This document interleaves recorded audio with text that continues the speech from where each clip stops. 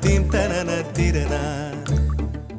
நடந்தால் ஆறு எழுந்தால் அருவி நின்றால் கடலல்லோ, சமைந்தால் குமரி மணந்தால் மனைவி பெற்றால் தாயல்லோ. சிறு நதிகளே நதியிடும் கரைகளே கரை தொடும் நுரைகளே நுரைகளில் இவள் முகமே.